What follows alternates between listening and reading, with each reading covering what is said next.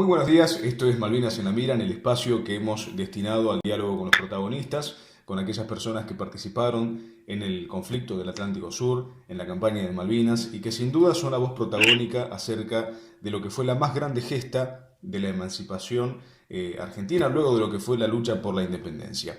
En el día de hoy tenemos una comunicación muy particular, muy valiosa. Estamos en línea con el doctor Rubén Brodsky, él es médico, es un reconocido doctor, y desde el ámbito de la salud le tocó vivenciar y atravesar lo que fue la causa de Malvinas. Así que en este espacio, doctor Rubén Brodsky, un placer saludarlo, un honor y muchas gracias por el contacto. Eric, muchas gracias, el agradecido soy yo, la verdad que contento de poder tener este intercambio. Bueno, por favor. Por favor. Bueno, Rubén, la idea es un poco contarle a la gente, rescatar, nosotros siempre decimos los testimonios del valor, la entrega, el sacrificio con los que se combatió en Malvinas.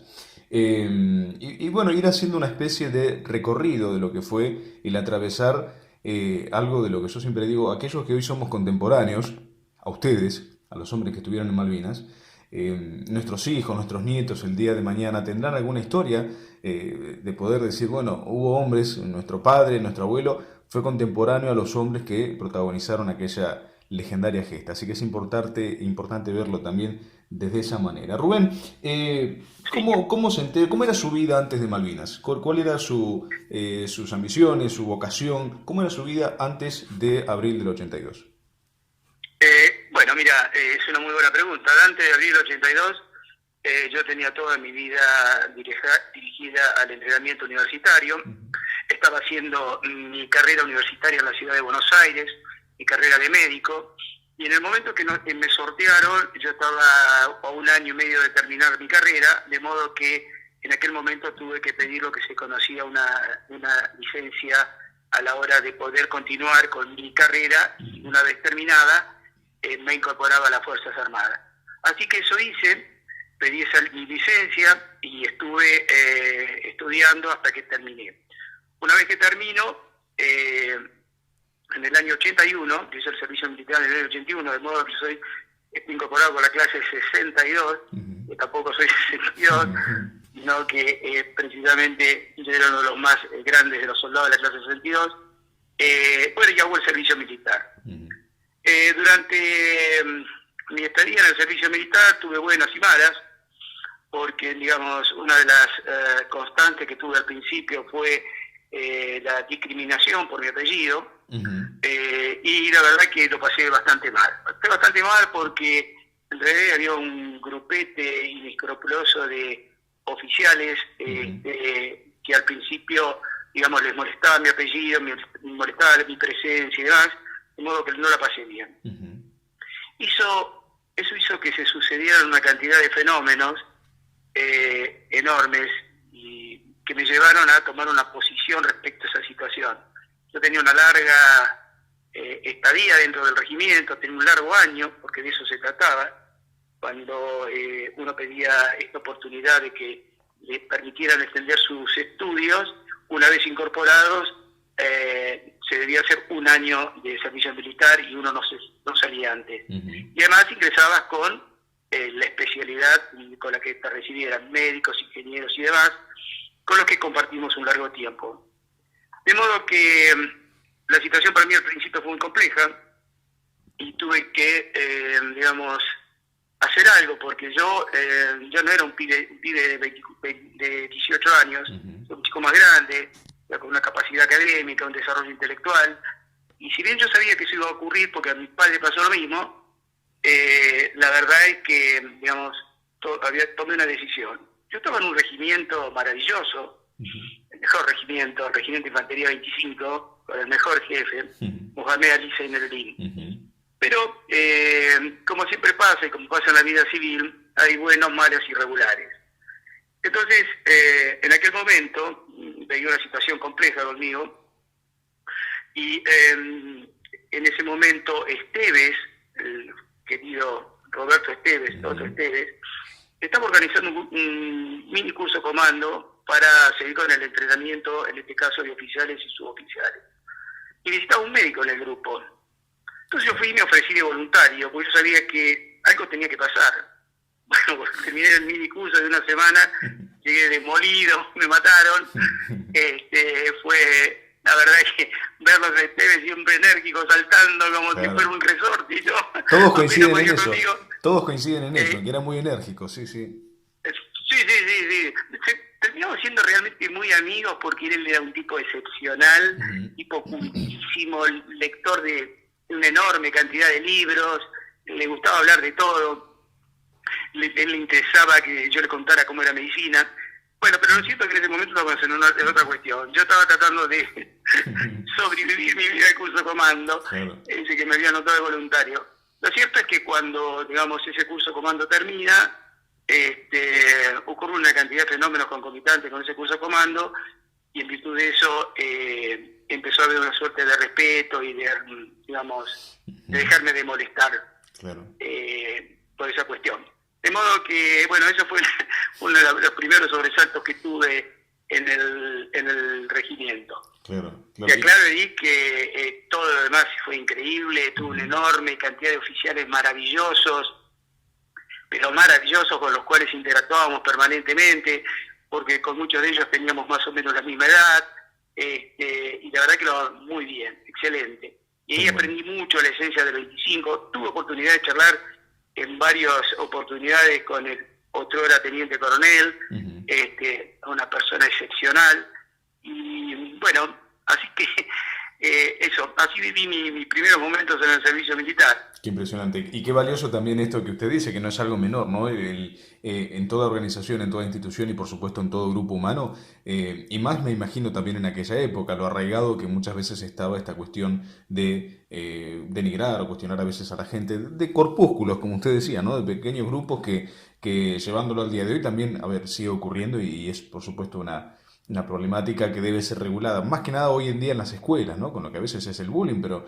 no quita que ocurre en una institución como las Fuerzas Armadas a veces, así que, pero bueno, frente a eso el contrapeso de aquellos que a través de la camaradería, también como usted bien decía, permiten la integración y actividades como las de los comandos, que me imagino que debe ser, según he escuchado, intensísimo el curso de comando.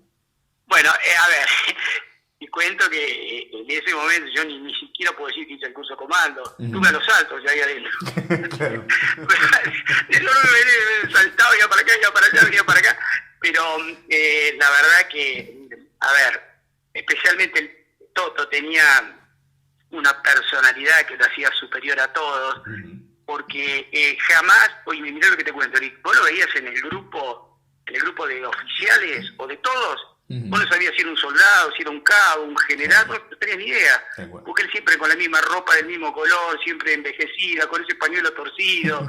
No, increíble, esa boca de costado, esa foto que todos conocen, sí. Él era así, permanentemente. Icónica. Bueno, la humildad de los grandes, digamos, ¿no? Que sí, claro. Sí, no sabés los mensajes que permanentemente nos enviaba. La verdad que es un grande, Toto fue un grande, es una lástima perderlo.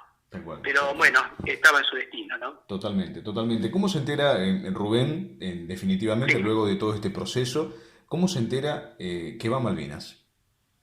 Bueno, claro. Nosotros, como te comentaba, hacíamos un largo año de servicio militar, pero en un momento determinado yo estaba estudiando, dentro del ejército estaba estudiando porque yo tenía un compromiso que era ingresar en las residencias universitarias para hacer mi especialidad, ¿no es así? Entonces, necesitaba un tiempo irme antes para arreglar una cantidad de papeles y cosas. Y entonces, hablando con el otrora capitán Vergara, que después fue mayor en Malvinas como segundo jefe de regimiento, él me ayuda para que yo, me da una mano para que yo me vaya en febrero, en lugar de irme en abril, que fue cuando yo había ingresado en el 81. Claro. Lo cierto es que, bueno, yo sigo estudiando con todo mi compromiso, empiezo a dar exámenes y demás, y mientras estoy jurando, me dan el título de médico, recibo en mi caso un telegrama, en virtud del cual debía presentarme nuevamente en la unidad por razones que la patria me iba a agradecer.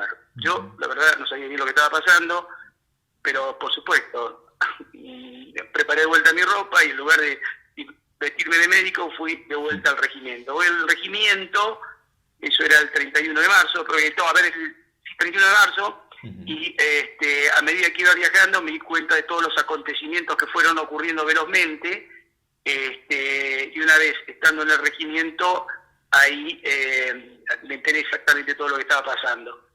Así que yo cuando llego al regimiento, ya el regimiento ya había participado de la toma de las islas, y yo voy unos días después.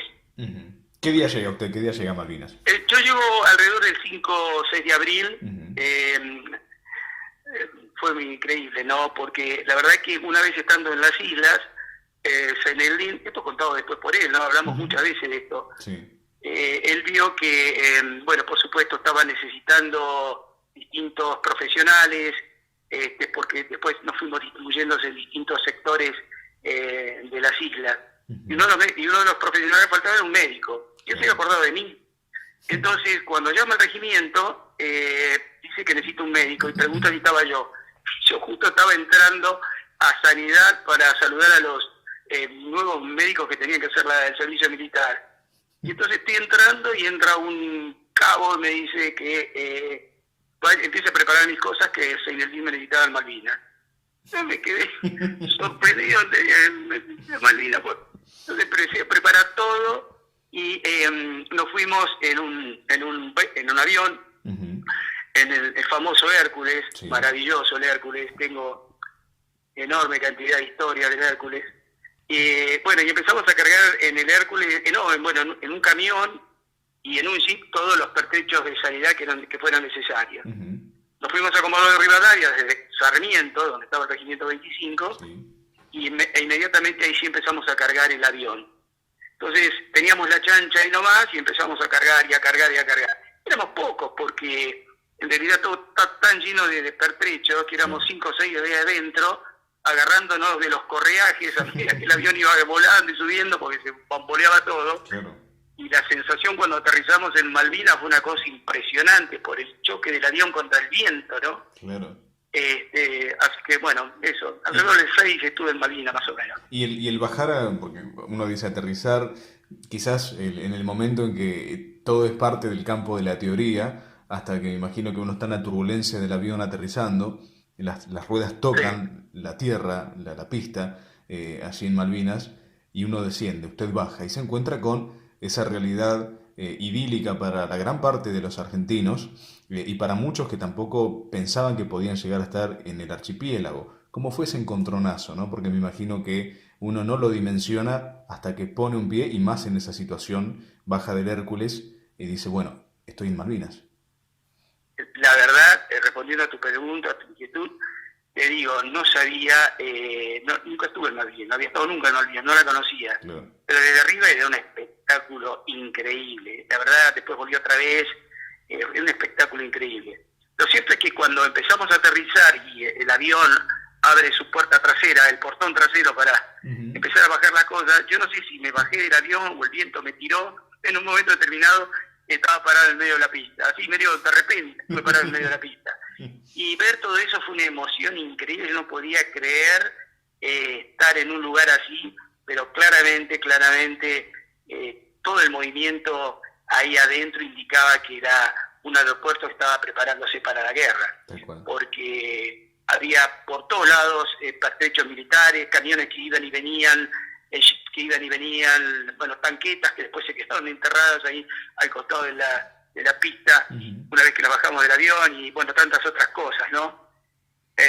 Claramente era un aeropuerto preparándose para la guerra. Qué impresionante. El Regimiento de Infantería 25 tiene un papel legendario, primero por ser la primera o la única unidad del ejército que participó en el momento del desembarco, digamos, de la recuperación de las Islas Malvinas, pero luego también por los combates y batallas en Darwin, Pradera del Ganso, bueno, con nombres como los que usted mismo mencionaba, ¿no? El Teniente Esteves.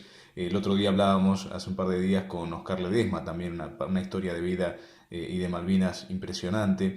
Y también me imagino que fue crucial, y me lo refiere usted de alguna manera y todos los que lo han conocido, el Teniente Esteves, los liderazgos también en ese regimiento, al menos en esa unidad, y también por supuesto de parte del coronel Seineldin. ¿Cómo era Seineldin en el momento, en el liderazgo, en combate, en la guerra, en esa situación crítica, cuando ustedes ya sabían que era, como usted bien dice, efectivamente todo preparado para la guerra? ¿Cómo era la personalidad de liderazgo de Seineldin en ese momento? si me permitís voy a meter un bocadillo, ¿puede ser? Sí, por favor, con todo gusto. Volviendo al servicio militar, en los primeros tiempos que yo ingreso al servicio militar, por supuesto todos estaban enterados que yo estaba llegando, no porque yo fuera un tipo increíble, sino porque llegaba Trotsky. Claro. Entonces, el capitán Vergara, después mayor, como te comentaba, él decía, pobre tipo, me lo dijo después. Al tiempo que 4 o 5 días que estoy ahí, me manda a llamar el teniente coronel que quería hablar conmigo. Voy, me presento en su despacho, lo saludo, me saluda muy cordialmente. Y él tenía en su despacho, detrás de su sillón principal, un Cristo enorme colgado en la pared. Entonces me mira y me dice, Brodsky, ¿qué imagen le representa eso? Pido permiso, me acerco, miro bien detenidamente, y lo miro a él, le digo, es un horror. Y él me mira, ¿cómo un horror? Y jamás se me hubiera ocurrido hacer una cosa así. ¡Qué horror esto! Y dice, esto para nosotros es la imagen del amor, de la protección, de la dignidad. Y teniente coronel, mira esta imagen por primera vez bien seriamente y la verdad que me da una tristeza enorme cómo el hombre puede ser tan brutal y hacerle una cosa así al hombre. Yo no lo puedo creer. Bueno, y así empezamos a tener una relación de mucho afecto, ¿no? En donde él me empezó a hablar mucho de religión, yo le contaba mi opinión, y bueno, y hemos tenido alguna que otra charla en ese sentido, pero así nos conocimos.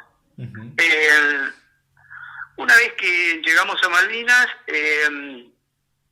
nos bajamos del avión, como te contaba, y fuimos directamente con un cabo primero, enfermero, a llevar todas las vituallas a lo que inicialmente empezó a ser sanidad ahí en Malvinas, en un pequeño local que era una veterinaria y estación meteorológica. Yo fui a saludar al teniente coronel. Y el teniente coronel me mira y me dice, bienvenido doctor, lo estaba esperando. Yo me emocionó eso, ¿entendés? Claro. Bienvenido doctor. Claro. Yo era el soldado médico, doctor. Sí. La entidad que le dio en ese momento y delante de la tropa también, ¿no? Pero sí, me abrió yo no podía creer. Claro. Después estuvimos hablando y me dice, usted ahora es el doctor, soldado. Y fui el doctor. Me abrió el espacio y fui el doctor, ¿te das cuenta? Entonces, era muy gracioso porque los soldados que no me conocían, que habían escuchado eso, me decían mi doctor. ¿Viste? Como dicen al teniente, sí mi teniente, sí mi sargento, y era mi doctor. Eso como, digamos, como cuento, ¿no? Claro. Yo mi doctor, no sabía ni dónde, no sabía qué espacio ocupar, pero era el doctor. Le quedó allanado el camino delante de la tropa, digamos, con la denominación de parte de Seinelin y seguramente eso fue crucial también, porque me imagino que la tropa es fundamental, más en tiempos de guerra, identificar, más allá de la identificación gráfica, la cruz y demás, pero saber y tener la confianza y ampararse y saber que uno tiene la espalda del profesional, y si esa entidad además la da el comandante de la unidad, mucho mejor aún. Pero por supuesto, porque además, mira, en la guerra no solo hubo guerra, o sea, yo era médico, ¿te das cuenta? Claro. Entonces, lo mío no era solamente la guerra, lo mío era también el rondín. Claro. El rondín es el famoso pase de sale que hacemos los médicos, pues ya no porque no es mi especialidad, lo mío es más específico, pero es el pase de sala que hacen los médicos a la hora de evaluar cómo están sus pacientes. Y los soldados eran mis pacientes. O sea, nosotros estábamos en un lugar, yo no te diría de privilegio porque nos bombardearon todo el tiempo, pero un lugar donde alguien tenía que ocuparse de la salud de los soldados. Y era un poco lo que hacíamos con el padre Vicente. Con el padre Vicente Martínez Torres, salíamos juntos a recorrer los pozos y ahí fue donde detectamos algunos casos de desnutrición y demás, y en donde, bueno, tengo varias anécdotas, pero recorríamos los pozos viendo cómo estaba la tropa. Entonces ahí, de acuerdo a cómo estaban, algunos decidía evacuarlo, otros le daban una medicación para esto, para lo otro, para lo demás, todo dentro del pozo. Y esa era mi responsabilidad, y esa responsabilidad es la que me dio Seinelin. Yo era el médico. Tal cual, de alguna manera un hospital de campaña ambulante. De hecho hay una foto de esa ambulancia que aclaremos para el oyente. No es una ambulancia como las que vemos en la calle con todo armado y con la sirena, una ambulancia en un camión Unimog, ¿verdad? Y hay una foto Sí, icónica con el monte Dos Hermanas de fondo. pero sí, por supuesto. Y no era la única, por supuesto, hubieron varias, Claro, varias ambulancias que estaban todo el tiempo recorriendo la zona como se podía, por supuesto, ¿no? tal cual. En algún momento hago una pequeña narración, cuento que en realidad el ambulanciero era más el jinete de la ambulancia que el conductor, porque se vapuleaba de un lado para otro, subíamos y bajábamos como si estuviésemos arriba de un caballo. Claro. De modo que, bueno, todas esas cosas ocurrieron, ¿no? Qué impresionante. ¿Cómo era la rutina del día a día en Malvinas? Digamos, usted se levantaba, el doctor, desde la perspectiva, ¿no? Como bien decíamos recién, como bien aclaraba usted, ¿no? No solamente como el combatiente, como el hombre en la guerra, sino además como el profesional, como el médico. ¿Cómo era un día en la rutina, un día en Malvinas, un día en la guerra? En realidad no nos levantábamos, porque nunca nos acostábamos. Claro. A ver, para ponerte en situación, mi posición era el puesto socorro, en donde convergirían o debían convergir los heridos o los enfermos, luego de lo cual, de acuerdo a la entidad patológica o traumática o demás, nosotros decidíamos qué hacer. Yo decidía qué hacer, si derivábamos, nos quedábamos, lo mandamos al pozo, lo mandamos al hospital y Claro. demás. Entonces, esa posición, que en el caso nuestro era peculiar, era una posición que estaba al lado, debajo de una piedra gigante, en un cerrito, tenía algo así como 90 centímetros de alto, Ujú. 2 metros de lado, así que 2 por 2 eran 4 metros cuadrados, y ahí vivíamos. Teníamos un piso que nos habíamos asegurado levantarlo un poco del agua, porque vos ahí cavabas un pocito y a poco de cavar energía del agua, Claro. que lo habíamos hecho con pales de aluminio, que eran unos pales que se llevaron para alargar la pista, para poder darle más extensión a la pista y los aviones pudieran aterrizar. Lo Ujú. cierto es que en muchas oportunidades no anduvieron bien esos pales, entonces pedimos permiso y nos apropiamos eran 6 palets, Ujú. iban 3 en el piso y 3 en el techo. El piso de palet lo levantábamos del agua y el techo lo tapábamos todo con la turba, piedras y demás. Y en el medio teníamos tambores llenos de piedras y turbas, que digamos era a veces de la cabecera norte, digamos, de nuestra posición, y todo lo demás eran piedras y enterrados adentro del cerro. Claro. Así que vivíamos dentro del agua como todo lo demás, lo menos posible, Ujú. vivíamos mojados, y que eso no nos permitía conciliar mucho el sueño. Yo, la verdad que no me acuerdo si dormí o la verdad eso no lo tengo presente. Ujú. Pero lo cierto es que estábamos permanentemente atentos a los distintos acontecimientos, porque una vez que comienza la guerra, el bombardeo fue, yo te diría, todo el día, Ujú. a la noche, porque no pretendían cansarnos y que no durmiéramos, y como el aeropuerto era el corazón, digamos, o la plataforma de desembarco de toda la tropa o de extracción de la tropa, aquellos que estuvieran heridos y demás, Claro. entonces estuvieron todo el tiempo bombardeando la pista, así que la pasamos mal en ese sentido. Y eso ocurría la noche con las fragatas, que incluso al atardecer yo las veía. Yo veía las fragatas, veía la voluta de humo salir de sus cañones, Mm.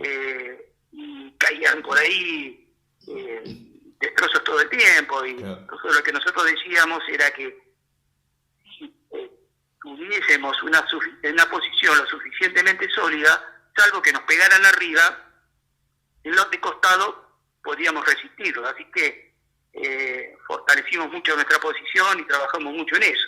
Claro. Claro. Eso era lo que hacíamos todo el día, fortalecer la posición, detrás de nuestros soldados, como yo te decía, hacer el famoso rondino pase de sala, ver cómo estaban ellos, y en el medio perdíamos la comida porque por supuesto estábamos varias horas afuera. Ujú. Así que eso, básicamente. Claro, y de hecho me imagino que los hábitos tal como uno desde el confort de casa lo está acostumbrado a verlos, se alteran, se superponen, se apartan o no se cumplen, ¿no? Ha mencionado usted o ha contado por así también alguna historia con respecto al tema de los baños, el afeitarse, ¿verdad? ¿Cómo era esa situación? ¿Cómo se daba con respecto a la tropa en medio de un contexto de cañoneo naval y de guerra permanente? Mira, te digo algo que yo siempre comentaba. Yo estaba rodeado de cordobeses. Ujú. Eran todos cordobeses. Entonces yo siempre les preguntaba a ellos cómo no íbamos a perder la guerra si no teníamos ningún argentino, eran puros cordobeses. Y los cordobeses eran todos chiquitos, todos jovencitos. Yo era el más grande de ellos, ¿no? Claro. Por eso amerita un cuento. Un día, el padre Vicente, que fue cuando lo conocí por primera vez, viene y me mira y me dice, che, qué raro que vos no tengas puesto el distintivo, la jineta.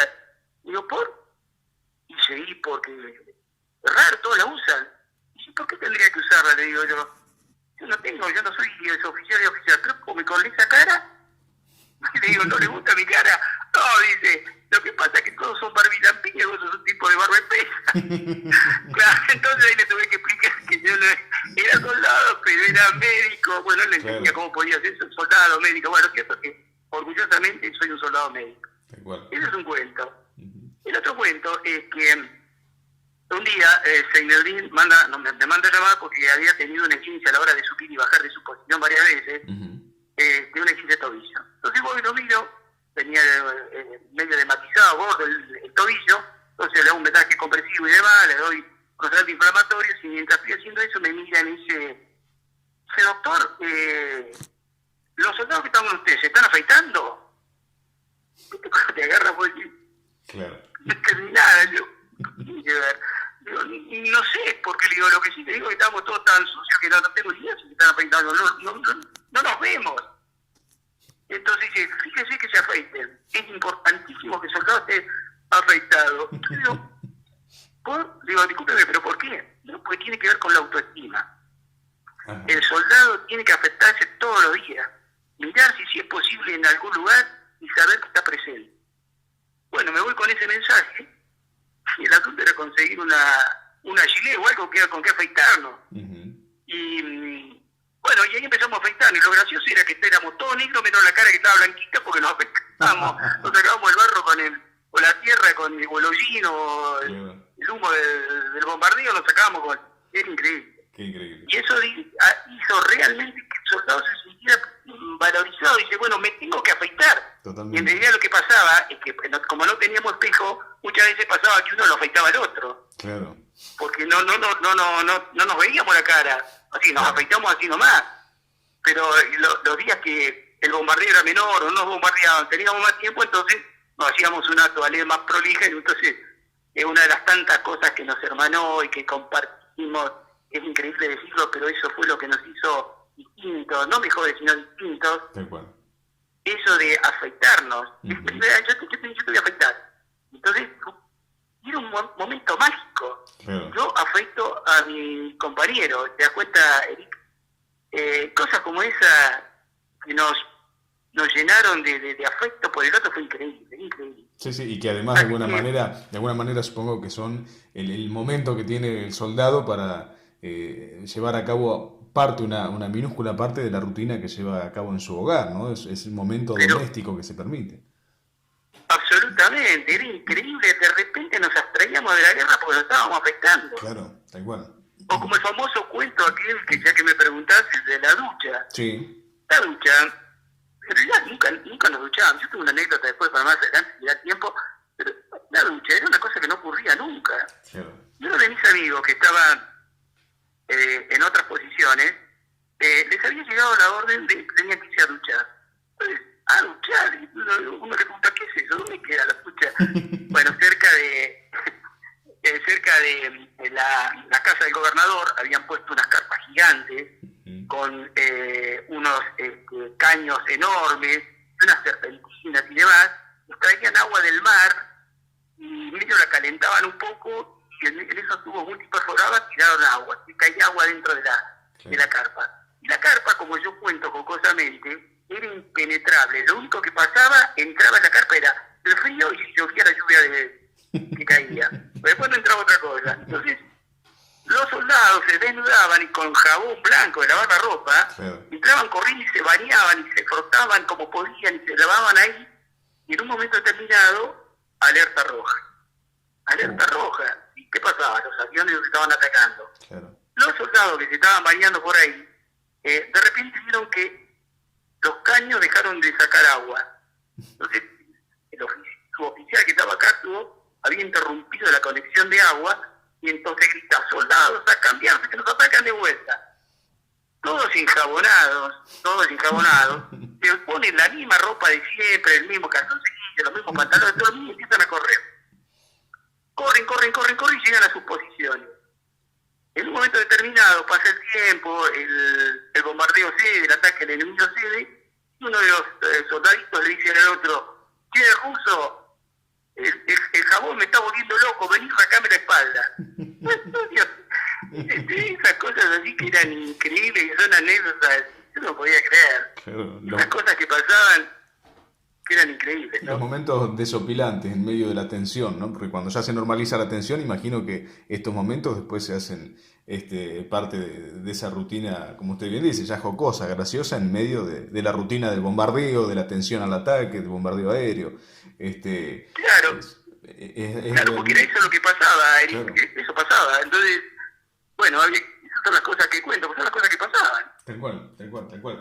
Usted sabe que es impresionante el relato, por así como se vuelve más ameno en primera persona, y nosotros tratamos siempre de llevar a la gente el relato de los protagonistas, que a lo largo del tiempo, y acá vamos entrando en lo que fue el proceso siguiente a lo que fue la guerra de Malvinas, a veces se fue deformando el relato, se fue construyendo un relato distinto, porque uno escucha desde historias desopilantes o graciosas, o desde las historias de la vida cotidiana, como usted nos relata, pero uno escucha en la mayoría de los casos el vínculo, la camaradería y por supuesto la entrega al sacrificio, porque no hay que olvidarse que en medio de todo esto no dejaba de ser una guerra con la tercera potencia del mundo en ese momento.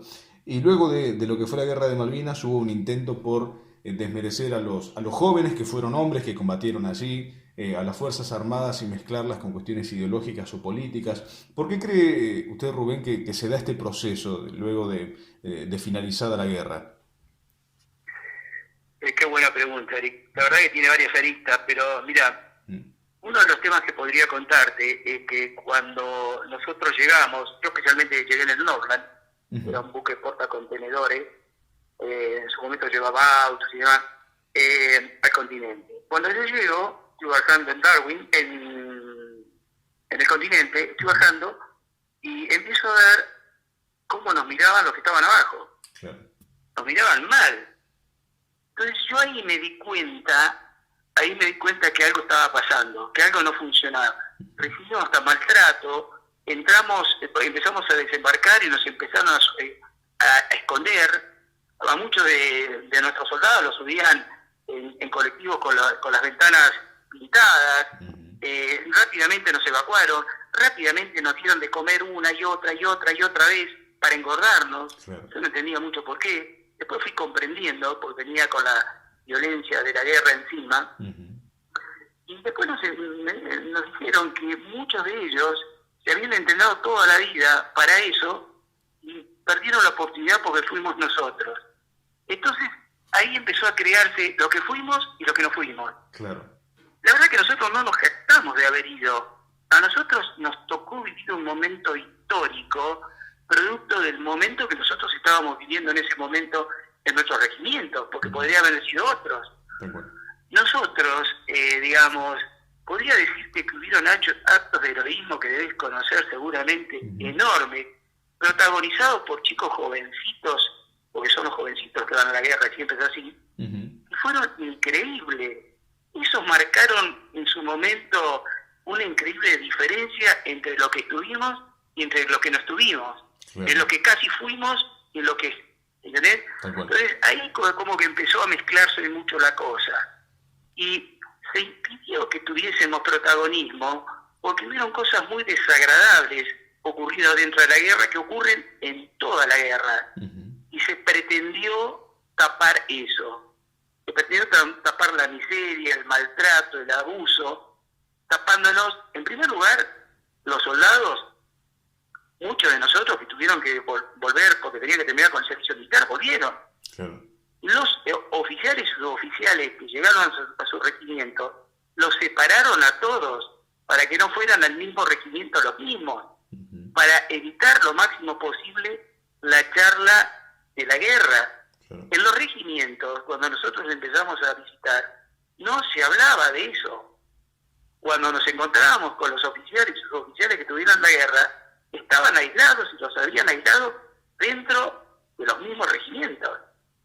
O sea, fue toda una cosa compleja explicar, es muy duro, pero como en algún momento habrá contado Oscar, la verdad que éramos una espina difícil de digerir, una espina que clavaba, una espina que lastimaba, porque teníamos una cantidad de verdades adentro que era mejor que no se conociera. Y eso fue lo que pasó.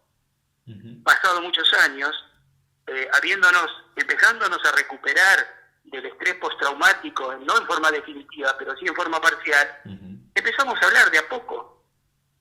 Empezamos a hablar porque encontrábamos a otros de nuestros compañeros que nos pasaba lo mismo. Claro. Y es ahí donde hubo una explosión de verdades, hoy ya a boca de jarro, que nos permitió contar qué fue lo que ocurrió. Creo que hubo mucha malicia en el fondo. Creo que eso fue lo que pasó. Por ponerle un nombre, ¿no? Tal cual. Que te provoca escuchar la frase o la afirmación los chicos de la guerra, que pretende referirse a los jóvenes combatientes. Los chicos de la guerra. Yo te decía que los chicos de la guerra, ¿quiénes son los chicos de la guerra? Con San Martín, con Belgrano, siempre fueron chicos, 14, 15, 17 años, siempre fueron chicos de la guerra. ¿Pero por qué pasa eso? Porque los infantes son más dúctiles, son más fácilmente de manejar. Muchas veces no tienen conciencia en muchas oportunidades de la gravedad de la cosa, obedecen fácilmente a las órdenes. Ese es un concepto que me parece en el cual se debería trabajar mucho. ¿Y qué me produce los chicos de la guerra? Me produce que están hablando muy bien de ellos, porque fueron chicos de la guerra, gloriosos chicos de la guerra, claro, épicos chicos de la guerra, llenos de honor, chicos de la guerra, en donde aprendimos, como te decía, a afeitarnos, a compartir la comida. Cuando llovía estábamos todos mojados, en el pozo vivíamos todos abrazados para darnos calor. ¿Sabes lo que significa eso? La intensidad de eso. Cuando había algún herido, otro se ponía a defenderlo, o nos llamaba para ir a buscarlos. ¿Sabes lo que significa eso? No abandonar a tu compañero nunca, compartir el mendrugo de pan, compartir todo. El compartir nos hizo distintos. Entonces, tenemos muchas historias adentro, demasiadas. Así que los chicos de la guerra eso me dice que están hablando de gente épica. Exacto, qué importante, ¿no? Y qué contradicción con respecto a lo que pretende la frase original, cuando muchas veces se utiliza con el ansia de desmerecer o de decir, bueno, pobrecitos eran chicos y pelearon una guerra como chicos, y no, es como usted dice, ¿no? Efectivamente, fueron chicos porque eran jóvenes, pero codo a codo con los mayores actos de arrojo y de camaradería, como alguna vez dijo un oficial, la camaradería, que es ese amor entre los hombres en el momento del combate, de la guerra. Así que qué importante esta visión épica, justamente, ¿no? Bien, el concepto. Mira, Eric, te voy a decir, ¿me permitís? Quiero una de las primeras cosas que aprendí cuando vine es que la primera derrota de la guerra es la verdad. Una vez, en el contexto de una reunión familiar con el padre presidente del Grupo de Veteranos de Guerra, el coronel Suárez, el padre dijo que seguramente iba a haber tantas noticias, tantas informaciones de la guerra como soldados fuimos, que iban a aparecer protagonistas que nunca lo fueron y que aquellos que fueron protagonistas se iban a guardar. Y eso fue lo que pasó. La gente habladora y que tiene mucho para decir es generalmente la gente que está menos comprometida o estuvo menos comprometida durante la gesta de Malvinas. Entonces pasa eso, la ansiedad de protagonismo por algunos y la ansiedad de otros por permanecer ocultos. Por ejemplo, un tipo como Baruso, que lo debes saber, lo debes conocer, un tipo como Ledesma, un tipo como Esteves y tantos otros, son tipos que han escrito con su sangre la historia de Malvinas. Entonces, son los tipos que uno debe resaltar y tener permanentemente presente. Ellos son los héroes. Los demás, bueno, seremos poco más o menos patriotas, pero ellos son los héroes. Y eso molesta, los ejemplos molestan, sobre todo en una sociedad que en aquel momento estaba, digamos, signada por el exitismo y o por en aquella época el fútbol. Acordate que hubo un mundial, en aquella época todo el mundo estaba atento al mundial. Claro. Los relatos de los relatores deportivos en aquel momento, que era increíble escuchar lo que se decía. O sea, nada, yo en Malvinas me di cuenta, escuchando las radios uruguayas, que estábamos solos, realmente solos. Y eso fue lo que pasó. Después se mintió tanto, que la población no tuvo acceso a la información. Uh-huh. Y bueno, empezamos a hablar y ahí sí. Pero en el medio ocurrieron con nosotros muchas cosas. Esas cosas están relacionadas con la posguerra, que fue mucho más cruel que la guerra misma, ¿no? Totalmente. Que ya te habrán contado. Totalmente. Incluso me ha tocado reflexionar con muchos camaradas suyos, con muchos combatientes, y hay como una constante que hemos conversado muchas veces acerca de que parte de ese proceso de desmalvinización que consistió en silenciar estas verdades, justamente, como usted dice, aquellos hombres que tuvieron los actos de arrojo, o que, incluso como en su caso, ¿no? Porque uno siempre dice, los héroes, hice un escrito una vez, hablando acerca de que los héroes no se autoperciben como tales y a veces uno quizás no es un héroe, pero tiene conductas y hábitos que son heroicos en el sacrificio, en la relación con sus camaradas todos los días, en el ser persona todos los días, y quizás ese ocultamiento también en ese proceso de desmalvinización tuvo que ver un poco con las intenciones oscuras de algunos sectores ideológicos o políticos a los que les servía, esto hablaba con algunos compañeros suyos, a los que les servía silenciar el testimonio de los verdaderos protagonistas. ¿Por qué? Porque Malvinas coloca, quizás así usted puede también darnos su opinión, coloca una vara moral muy alta a nivel patriótico, y no todos, especialmente muchas veces los que toman las decisiones en este país, no todos saben acompañar o estar a la altura de esa vara moral, ¿verdad? Claro, sí, me está poniendo frente a un desafío. Mira, te digo que lo que yo he vivido en Malvinas, lo que hemos vivido todos, ¿no es cierto?, en Malvinas fue increíble. Increíble de todo punto de vista, porque en primer lugar yo te diría, no, la guerra es un hecho violento, fantástico y brutal, producido por, digamos, la inutilidad de los hombres en ponernos de acuerdo entre los hombres en primer lugar. Y en segundo lugar va aparejado una cuestión económica fundamental y de manejo de poder que es fabuloso, el poder estratégico, te digo, porque las islas ocupan un lugar estratégico, porque en el futuro no nos vamos a estar peleando por el petróleo, vamos a estar peleándonos por el agua. ¿Te das cuenta? Entonces, el señorita lo dijo varias veces, nos vamos a estar peleando por el agua, por el tema de la desertización que avanza enormemente en nuestro planeta. Y la Antártida es una fuente riquísima de agua, y las Islas Malvinas ocupan un factor estratégico a la hora de tener posesión sobre eso. De modo que, volviendo a lo que estábamos hablando, te digo que a nosotros Malvinas nos ha dejado una cantidad de conceptos y de ideas de qué es lo que se debe hacer y cómo se puede hacer. Y en ese sentido, vivimos todos abroquelados entre nosotros. La verdad que cada vez que nos encontramos con un veterano de guerra y sabemos que el otro es veterano de guerra, con solo mirarnos es suficiente. Sí.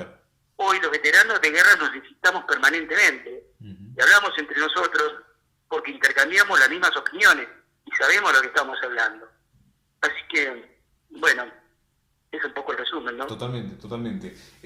Uno piensa en Malvinas como una causa que de hecho es la única causa a nivel nacional que une a los argentinos, une en el sentido del criterio y en un sentido histórico también, ¿no? Hoy el mundo y el país también en lo particular nos toca atravesar una situación muy peculiar con respecto a esta pandemia que es el coronavirus COVID-19, y usted hace algunos días publicó un escrito muy interesante sobre cómo un médico en Buenos Aires desde el sistema de salud llamaba a combatir a este enemigo invisible como si se combatiera o si se tratase de un ejército, haciendo un paralelismo muy importante con Malvinas. Creo que, y acá que voz más autorizada que la suya, desde el ámbito de la salud actualmente donde se desempeña. Malvinas es una causa de unión nacional y esa unión bien hoy puede aplicarse a esta situación pandémica que nos toca vivir, ¿no? Es cierto, mira, en ese sentido te voy a decir algo que te va a parecer extraño. Yo estoy viviendo una historia asimétrica con Malvinas. Uh-huh. Simétrica, asimétrica. Simétrica porque la verdad es que, como decía el doctor, nosotros hoy, el mundo está en guerra uh-huh. frente a esta pandemia. Literalmente está en guerra. ¿Por qué? Porque el virus es peligroso, ha cobrado muchas vidas, ha producido muchos contagios, y entonces debemos estar luchando, es una lucha que tenemos contra el virus. Ahora bien, es simétrica también porque nos estamos tratando de proteger lo mejor que podamos, y como en Malvinas nosotros en su momento nos protegíamos metiéndonos dentro de nuestras posiciones y hacíamos fortalezas con nuestras posiciones, y en una simetría con lo que decía el doctor, nos cuidábamos, nos guardábamos ahí adentro, tratando de lograr que el impacto de la bomba que cayera al lado haga el menor daño posible. Y entonces esa simetría y ese parangón lo traigo al presente y digo, si nosotros comprendemos que debemos transformar nuestra casa en una fortaleza y quedarnos adentro hasta acabar con la vida del virus, es lo mejor que podemos hacer. Quedarnos guardados como pasó en aquel momento. En aquel momento sobrevivimos, salimos airosos, todo lo que pudimos, y esta vez también lo mismo. Y asimétrica, porque en aquel momento nosotros estábamos al frente defendiendo a nuestra patria. Y hoy yo estoy en otra posición. Por mi edad, los médicos más jovencitos, no sé si me ordenaron o me lo dijeron amablemente que tenía que quedarme en mi casa, y entonces nosotros, los más grandes, hoy trabajamos eventualmente como consultores y ante la necesidad de vertir una opinión sobre un determinado caso clínico.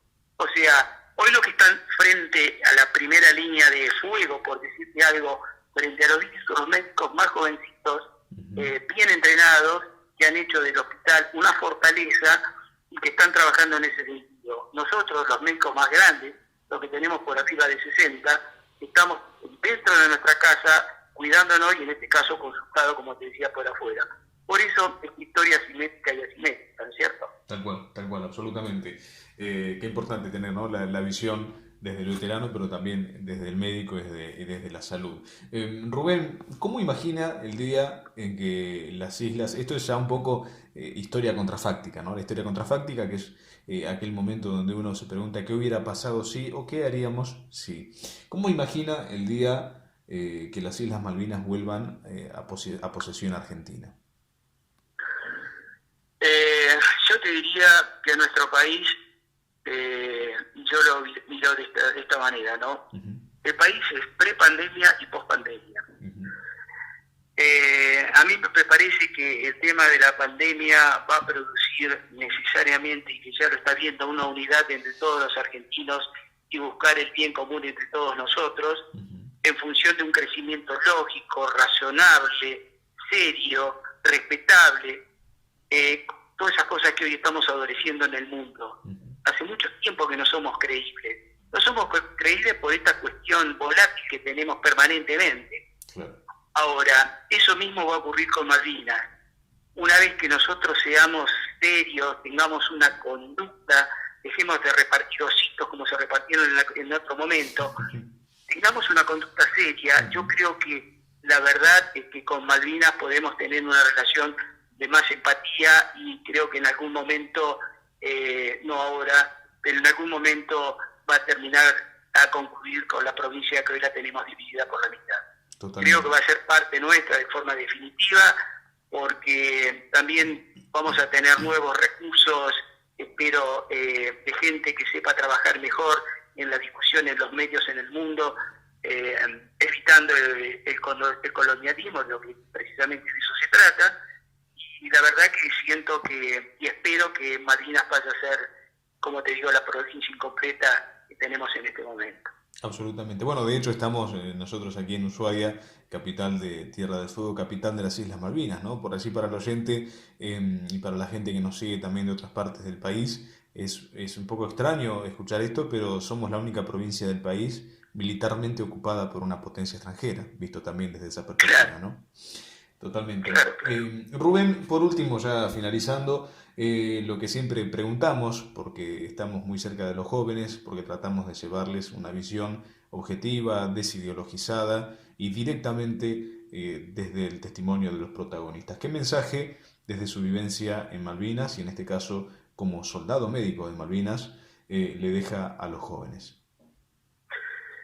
Eh, Mira, vos sabés que nosotros cuando se nos invitan en los colegios a ir a dar charlas sobre nuestras vivencias, después hablamos con los profesores, Ujú. o los maestros y demás, y ellos dicen que nunca han visto un silencio tan prolongado en chicos, incluso hasta chicos chicos, Tal cual. con la atención que nos miran, cómo reciben la información que nosotros nos damos.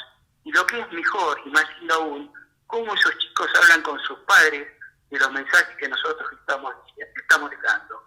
Y por supuesto que nosotros no estamos hablando de la guerra y viva la guerra, al contrario, estamos dejando conceptos de esto que hablábamos hoy, Ujú. al principio, de la amistad, la camaradería, la protección, es eso lo que estamos dejando. Y eso gusta mucho. Los chicos hoy cuando nos ven pasar por la calle nos reconocen. Ujú. El otro día yo le estaba haciendo una ecografía a un chiquitito de 6 años y me mira fijo y me dice, ¿vos sos un héroe de Malvinas? Le digo, no, no. ¿Por qué me preguntás? No, porque mi papá me dijo que vos sos un héroe de Malvinas. Ah, ¿tu papá te dijo? Sí. Y si yo estoy orgulloso que vos seas un héroe de Malvinas. Y yo le digo, bueno, demasiado chiquito para explicarle que yo no soy un héroe de Malvinas, sino que quizás tal vez ser un patriota era demasiado complejo. Sí. Pero eso, ¿te das cuenta? 6 años, o sea, Tal cual. esa es una respuesta que te podría... Y me pasa siempre en el consultorio cuando veo a chicos y hoy los chicos están más comprometidos con la verdad. Ujú. Tal cual, tal cual. Hace unos días entrevistábamos también a Comodoro Carballo y nos decía algo muy similar a lo que usted nos comenta, ¿no? Decía, bueno, los jóvenes es lo más lindo que hay porque es puro, la pureza de los jóvenes que te preguntan. En el caso del Comodoro Carballo, con su historia dentro de la Fuerza Aérea, también nos decía, ¿no? Viene el joven y te pregunta, ¿usted mató? ¿Qué sintió cuando mató? En este caso, como le ocurre a usted es un héroe, mi papá dice que es un héroe. Y esa pureza que es importante preservar a lo largo de todo el crecimiento de la juventud y que también preservar, ¿no? Porque es una etapa en la que algunos oportunistas, por así, intentan menoscabar o llevar una verdad que es distinta, con lo cual siempre también cerramos con esta frase de Edmund Burke cuando dice lo único que hace falta para que el mal triunfe es que los hombres buenos no hagan nada, ¿verdad? Claro, definitivamente. Rubén, le agradecemos por supuesto este contacto. Siempre queremos transmitir, más allá de que obviamente en la entrevista creo que nos hemos reído, hemos conocido algunos aspectos desopilantes de la guerra de Malvinas, pero también hemos aprendido de camaradería, de amistad, del valor del hogar cuando se está en combate y aquellos hábitos que uno va perdiendo. Pero bueno, más allá de todo esto, siempre queremos también nosotros dejarles un mensaje a ustedes, a los veteranos, a los hombres que no son excombatientes, que siguen siendo combatientes porque son combatientes de la vida por la verdad histórica de Malvinas, y decirles esto, ¿no? El agradecimiento porque son dignos herederos de aquella causa de la emancipación, ya ni siquiera de Malvinas, sino de la causa de San Martín, de Belgrano, de Moreno, de hombres que entregaron su vida a la patria y que sin duda ese linaje histórico se vio en Malvinas. Así que por la comunicación, pero principalmente por lo que hicieron, por lo que usted hizo en Malvinas, nuestro agradecimiento, Rubén. La verdad que, te digo, me vas a dejar muy emocionado con todas estas palabras. La verdad que te agradezco mucho. Nunca había escuchado eso, pero te agradezco muchísimo. Y la verdad que gente como vos y como todas las que estamos escuchando últimamente nos hace sentir que valió la pena Ujú. y que el oscurantismo en el que vivimos durante tantos años ha empezado a quedar de lado para, como vos decías, dar paso a la verdad. La verdad que te agradezco agradezco mucho, tus palabras son más que cariñosas, más que afectuosas, y las voy a tener presentes. Te agradezco mucho, Eric. Por favor, Rubén, le agradecemos a usted y bueno, esperamos en algún momento poder encontrarnos personalmente, ya sea en Coronel Suárez, aquí en Tierra del Fuego, así también hacemos una nota con café de por medio en esta oportunidad. Cómo no, con mucho gusto, encantadísimo de eso. Muchísimas gracias, Rubén. Era Rubén Brodsky, un importante profesional de la salud de la República Argentina, un combatiente de Malvinas, un hombre que, como tantos otros, ofrendaron su vida y pusieron su vida a disposición de la patria en el momento más crítico de la nación desde la gesta de la emancipación americana. Hombres que, como le decía Rubén recién, son dignos herederos de aquellos ideales sanmartinianos, belgranianos, brownianos, que mostraron su temple, el temple de hierro, el temple de la amistad y la camaradería, la camaradería allí en Malvinas. Así que le enviamos un saludo. Esto ha sido Malvinas en la Mira, con este espacio destinado a la memoria, al recuerdo de los protagonistas y que con la particularidad que muchos de ellos no se van a definir como héroes, porque los héroes no se autodefinen como tales. Los hombres grandes de abnegación y humildad han desarrollado actitudes heroicas que son las que han marcado la diferencia. Muchas gracias y será hasta el próximo encuentro.